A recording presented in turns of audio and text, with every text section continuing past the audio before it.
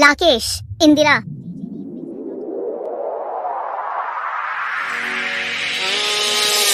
ए टुरी काय टुरा ए गोबरला झंझू बे हे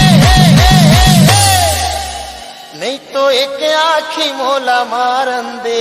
का कहे ए जहुरिया लगवा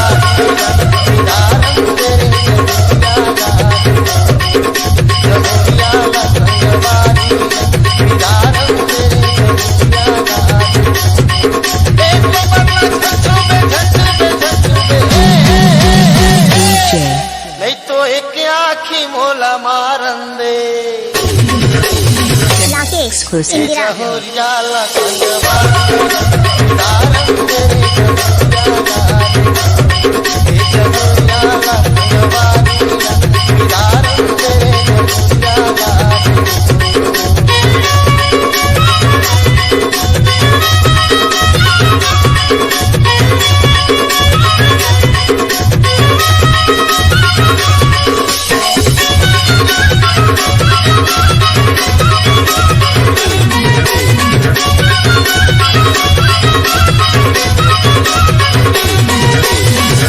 दिन हो गए तय हरे मोरा देखे वो के मुस्कुरा हसो सबो खिसा चरवार मन का संसारा की छौहा भरी गोबरला लेके गरी माथे जा हसो हस्ता पाकर कन्हा के खाबर का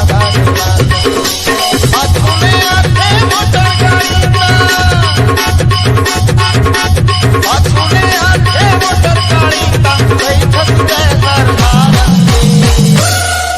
जहुरिया ला संगवा